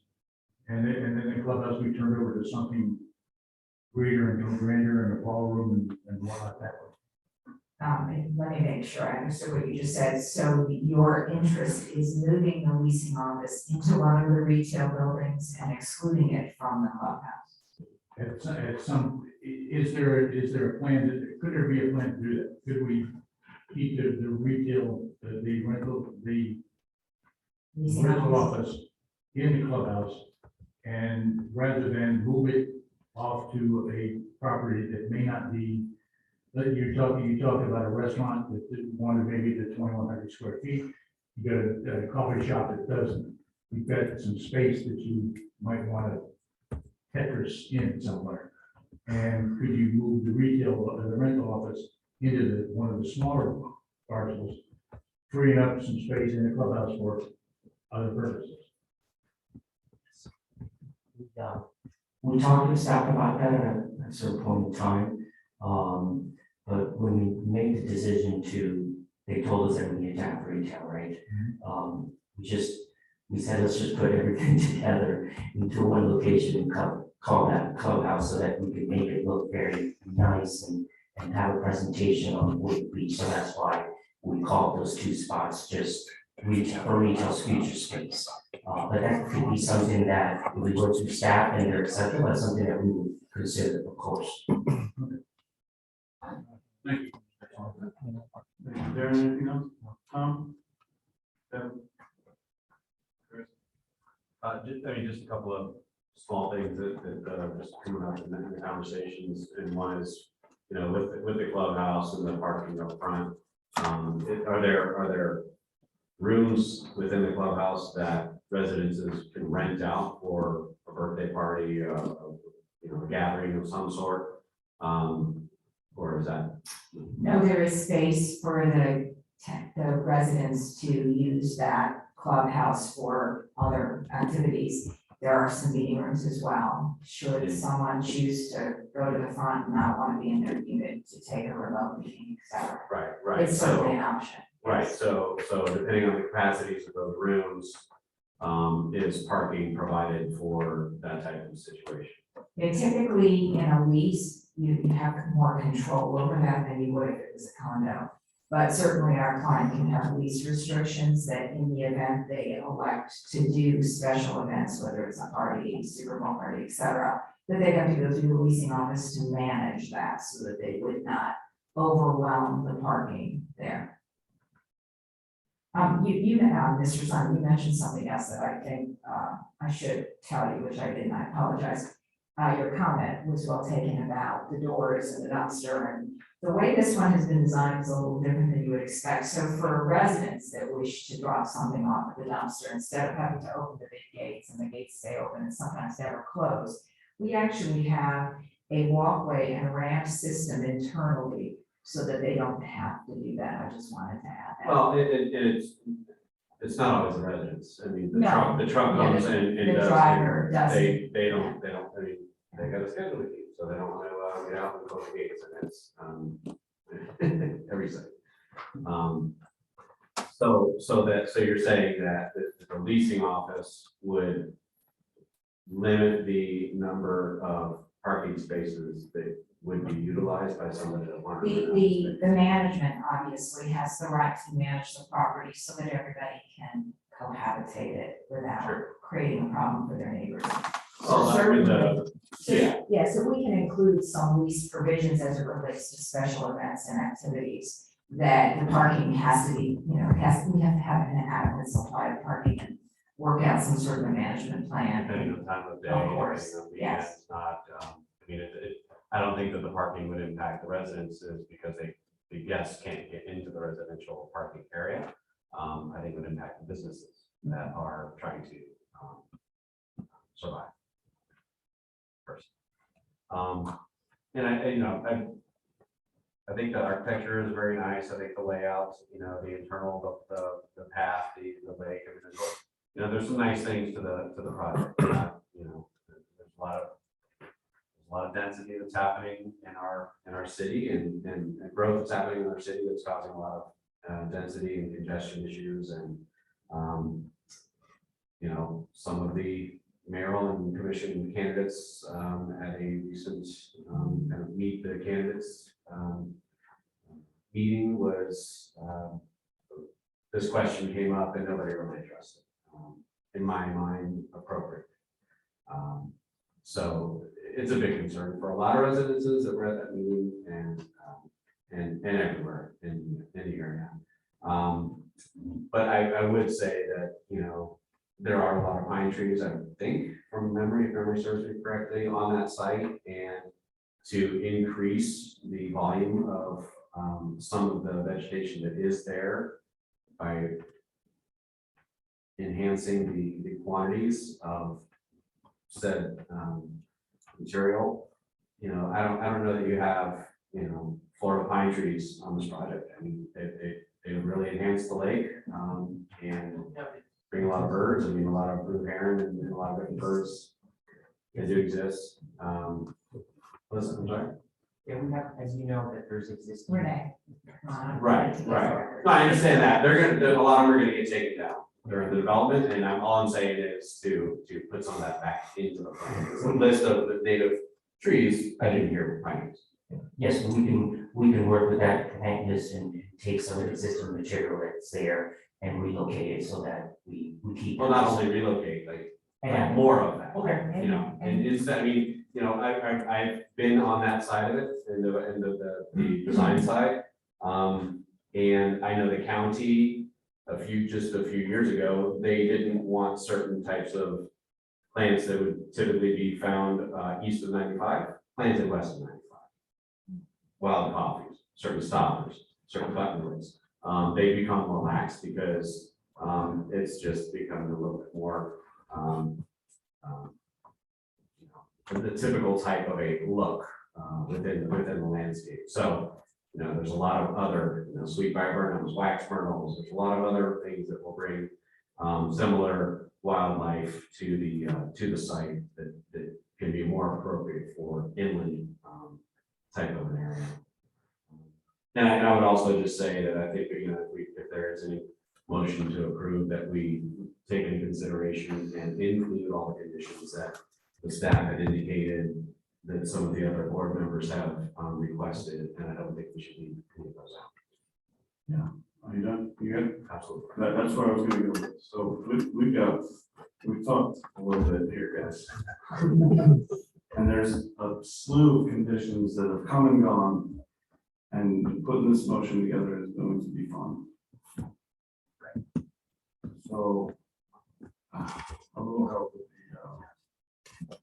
So I guess the hope of this attorney is do we have to state all of the conditions that have been indicated by staff, or do we just say move to approve, to include all of the staff conditions? Given the volume of the conditions that have been discussed tonight, and given, we've discussed them and I've gone and changed them and gone back on them, Right. I would ask that you detail in the motion each condition that you'd like to see on That the board members have come up with, but we also have conditions for. that's staff. easy though, because that's already written out. And Yeah, that's what I mean, you just say as, it's Yeah. included staff. Yeah, it's the board that. Yeah. It's gonna be a little heavy here, so, Can we just go around? yeah, that's what I was gonna suggest, is go around. Anyone wanna start? On with this motion to approve, subject to, and start from that. Get your microphone. I want to know what I'm saying. All right, on with this motion to approve this project, subject to. Well, the conditions. or do we need to go individual, because some of us might not be. Well, yeah, we'd have to get a motion first, Right. and then we need a second, and then you would either, so we first need a motion where we include all the, yeah. Mr. Chair, Yeah, thank you. if I could, Rescue. I'm not gonna, I won't be able to rescue too much, but I want to keep things in order, make sure we don't miss something. Thank you. And to start out warming you up, unfortunately, items are in reverse order. She should be acting on the master plan modification first, which is simpler, and then your site plan. You're gonna get warmed up to make a motion on the site plan second, which will then include your additional. 7A, 7B, or? You just say this first, the master plan modification request. Adding more. Well, I've got a question about that, because if we, as a board, vote on them separately, and we vote down the site plan, that doesn't allow us to, I'm sorry. Site plan second or site plan first? Site plan second, master plan first. Okay, so if we vote down the master plan, that doesn't allow us to vote on the site plan, correct? You should still take action, but it would make sense that you also recommend denial because we cannot approve the site plan without a corresponding master plan. That's correct. Well, because if we wanted the conditions on the site plan, we don't get to make that known, and it goes to commission and they. Right, so we're in a pickle. So we didn't get any of. So our only hope would be that the city commission actually listens to the minutes of the recording of this meeting and. There's some new people in there. There's always a chance. Vice Chair. That's the potato I don't want to catch. All right, so let's go around and get these conditions just so we can get them in the minutes and clear.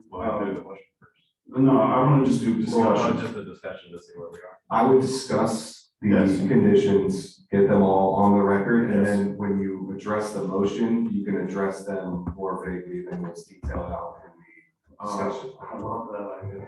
All right, Tim, Can we make a motion, second it for discussion? Do the discussion then, and add this. Amend the motion to add the conditions. No, because then you're amending it, correct? Then you have to amend the motion. Yeah, amend the motion to add the conditions, second that motion. You're gonna keep amending it each time, so you should wait until we all. Yeah. discuss what the conditions were. So I remember the right of way amendment being held as a preserve. That was a condition that was proposed. And I believe, Bonnie, you said that was something that you would be agreeable to. We would have no objection, obviously, it's up to the city commission, but that would be fine. If one. If you, with the existing vegetation that's there, is that you would just abandon it and leave it alone, or, do we recommend that nature they, trail in there? I think that we recommend that they, remove exotics and, replant or replace with, some native materials. That would be fine. Two, well, one plus. One thing better. Do we know what's on the north side of this? Just when you vacate it, obviously half is gonna go to the northern or. Actually, I think in this instance, because it all came from the properties to the south, it wouldn't. So it'd be just one strip? So it would end up, because it came, the. Is it all in one flat? It's all Okay, platted, yeah, and the whole platted roadway came from the east side. So Okay. I think in this instance, it all. Anybody else remember some other ones that were intriguing to them? The issue with the only one entry point, and, you know, not just my concern, but I think multiple have concern about the stacking issue. So I would say that at a minimum, that they review and analyze the addition of the second entry point. So as not to have every resident going in at that point by the existing convenience store, gas station. Could I just ask clarification, would that include potentially allowing Boynton to serve all the residents as well? Because that would make two. Yeah, what I was envisioning was, so looking at that, the top right, so the northwest corner of the property where there's that exit only, that was the one that I was envisioning, because then residents living in the buildings on that western side, or the top side as we're looking at it, would have a closer entry point, so they don't have to circulate through the entirety of the site. You're talking where you see the little large white square, is that what you're talking about? Right there, it's a marker. Pull up the color rendering, please.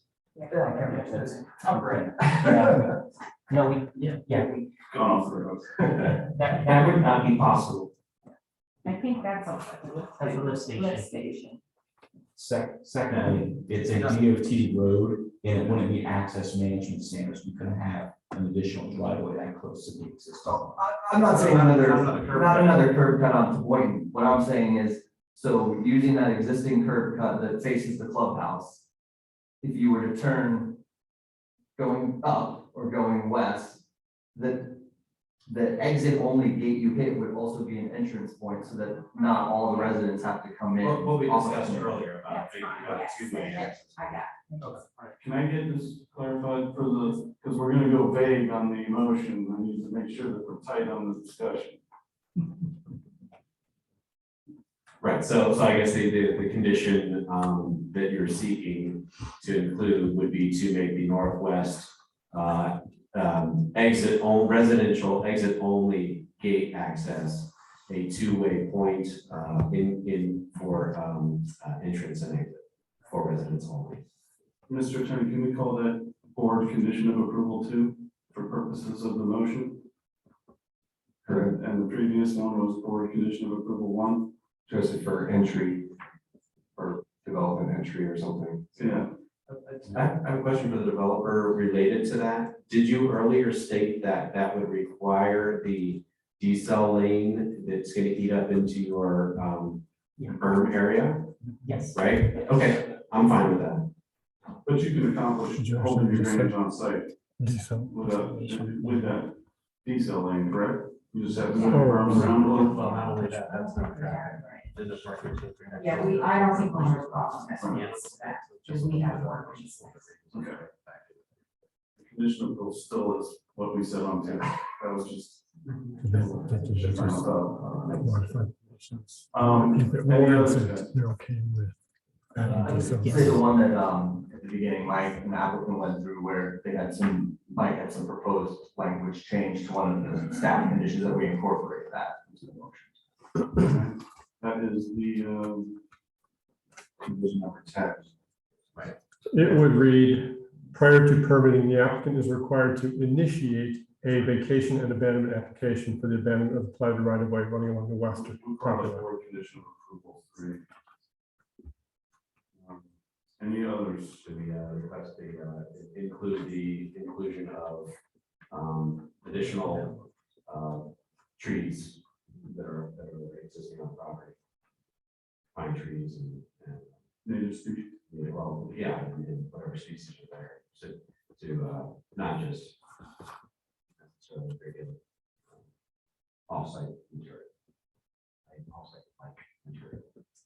You're talking about, instead of mitigation, it would be saving, what's there? No, enhancing further enhancing the types of species already found on site.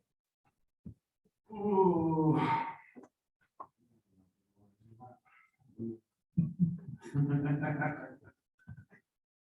I make an element? If not, that was buildings. We also discussed the mailbox. No. Because you are gonna have a problem with stacking there in the afternoons when people get home from work and they're gonna wanna all get their mail at one time instead of going home and then throwing on some flip flops and walking up to the mailbox. They're gonna drive up there. That would also affect the trip count down on the road. Yeah, they're gonna come in. Right. So- And then drive through the one-way gates to get it. Is that condition just a simple review of the ability to use gang boxes at each individual building instead of the Well, that is, but as you pointed out, that's not necessarily Point Beach's issue, that's the USPS. Have you been down that road? How does that, yeah.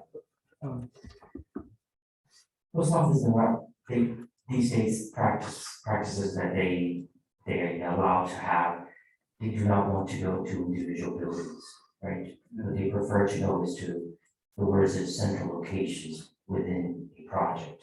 So hence, that's the idea of having a central location where the mail person comes, the person has their own dedicated parking spot, they come, everything's placed, they leave. They do not prefer to do like they used to do 20, 30 years. I'm 60 years old, so I say that with confidence. And they used to have it, like you said, every 3 buildings or individual buildings. That's something that they don't like to practice today. And they'll tell you in an email, no, we're not doing that. Well, they're on timers these days too, so they have Yes. to go around to every property. Yes. They're I mean, certainly we can ask, we have no problem going to them in advance and saying, hey, you know, this comment came up and we're meeting. Yeah, I don't know that we'll make the condition approval, but if possible, I mean, it's a concern for us for stacking, that's all. It's not, you know, we're not trying to mess with the convenience of getting your mail at that box, it's just the cars that are gonna be coming out.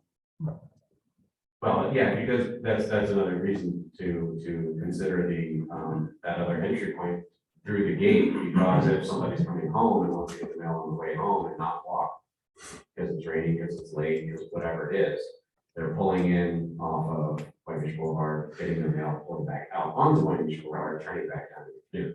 So now you just increase your trips by 3, or your entry by times 250, something. Okay, so we have 3 board conditions of approval. 2 minutes. Good. Any questions? All right, anything else, or can you put a vote on this thing? Mr. Yeah, we just need a motion. Motion with board conditions. Yes. 1, 2, So and 3, and then. who's gonna try and speak those magic words of the motion? I will entertain any one of y'all. Make a motion to approve the request for a Are we doing both things or just one? We do the major modification first, I believe, right? The master plan modification. We request, we approve the new major site plan. Hold on, Tim. Yeah, you said it correctly. The conditions are gonna be to the site plan and not the master plan modification. So Is that the way you intended? Yes. Yes. Derailed you, sorry, guys. Motion to approve the new major site plan 22-001 for Shalimar to Wing Beach to allow the construction of a mixed-use development consisting of 250 residential units, 2,150 square foot retail buildings, a 9,850 square foot clubhouse, associated site improvements, and conditions as delineated by this board 1 through 4. There's only 3. Do I just start over?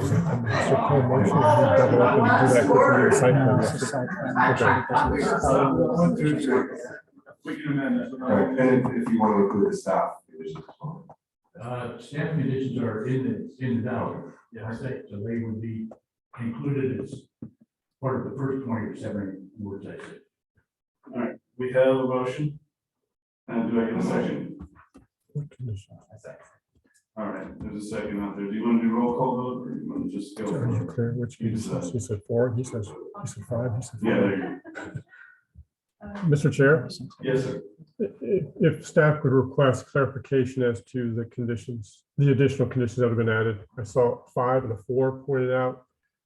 If I can summarize, we've got, Please. I'll just summarize. I have 5 stars, asterisks. Right away, leave as natural vegetation, remove exotics and plant additional natural plants similar to the site.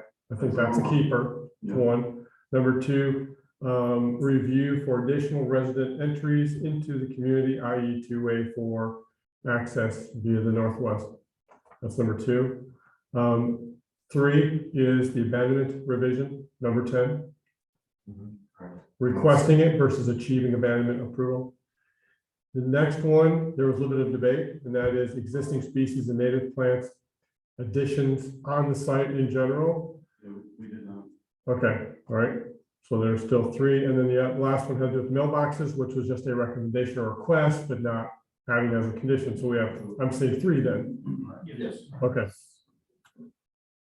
Yeah, that's correct. We clear as mud? Correct. I have a question, Andrew, we still have the roll call, so by the developer initiating. Wait, I don't think we can do, can we do discussion at this point, or we already have motions? No, motion and second, and then you can discuss. Oh, okay. So if you have the request initiated, but they didn't achieve abandonment, or that doesn't, based on their setbacks, that doesn't prevent them from being able to move forward with the project. It just stays as a utility easement or whatever it is that's needed at this point, right? Okay. Well, I think probably we have to work out something that the city authorizes the planting and use of that if it doesn't get abandoned. But most likely it's going to be abandoned because the city has no interest in keeping something that's serving a public purpose. Sure, okay.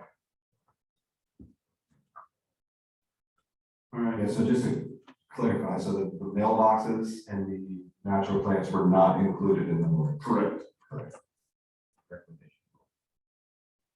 All right, we're ready. Mr. Lynch, Yes. Mr. Sherman, I think this is a great project as far as the aesthetics, and it's better looking than a lot of projects that have come through here, but I have to say no. Mr. Fisher, Yes. Mr. Allen, Yes. Mr. Mercutio, No. Mr. Maloney, No.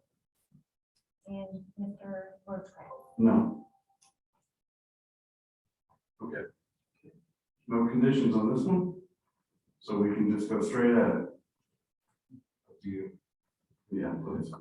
Someone, please give us a motion to approve the new major site.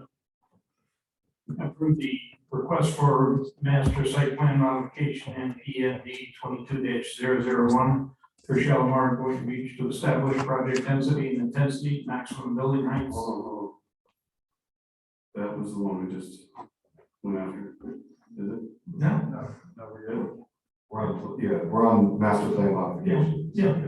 Sorry, apologies. My last word was maximum building heights, land use distribution, and vehicle pedestrian circulation design. Second. Okay.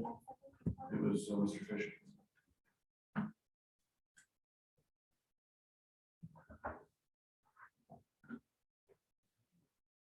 No. Go ahead and get a roll call vote on that. Mr. Lynch, Yes. Mr. Fisher, Yes. Mr. Allen, Yes.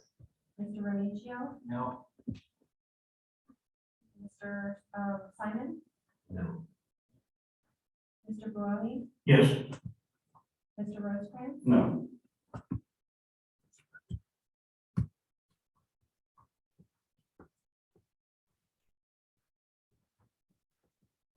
I didn't count. Yeah, we need both of those out here.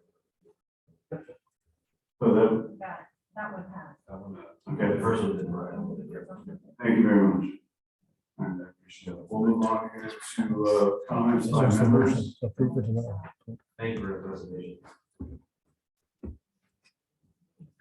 So, The motion approved that passes. there's nobody talking.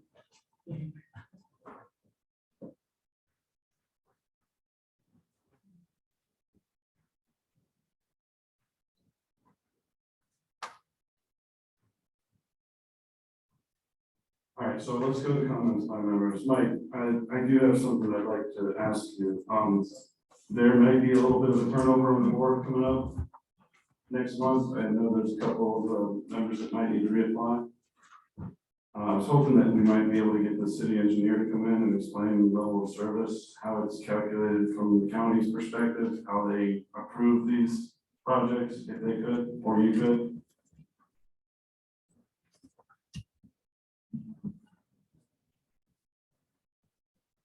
Yes, sir. Cool. Yes, sir. Thank you. And then I am personally curious about what the city's sites that they've designated for preservation are. If we could slow night, would you mind running through those one? Yes, sir. There's been a reason that staff has been looking deeper into those sites and the comprehensive plan and the land development regulation recommendations for those. So it's fresh in our minds. Okay, thank you very much. Anybody else? Any comments from the board? All right. Oh, Butch, give it to us. Yeah, the only comment I'd like to reiterate is the fact that we act more as an advisory committee and that it'll be up to the council whether this passes or not. Yep. I agree, we should be an advisory board. Yeah, it should be. They can take it or leave it, but I mean, we've got engineers, realtors, land developers, landscape architects. We've got a lot of talent up here that's, you know, it is what it is, guys. I do appreciate your time. If there is a turnover here, it's been wonderful serving with you. And, Trevor, is there public comment? no, No, no. That's okay. But you know, I'm about to close the meeting and then you can air it into the universe. I'll go ahead and entertain a motion to adjourn if you all would. To adjourn. Thank you very much. Do I get a second? Second. Everybody seconded it. You're not. Just You all should, I don't know if you guys saw the news tonight, the building at Boulevard in US 1, yeah, we saw 2 that. people got killed. So, and Turpin is ahead by 100 some odd. But they're still in precinct out.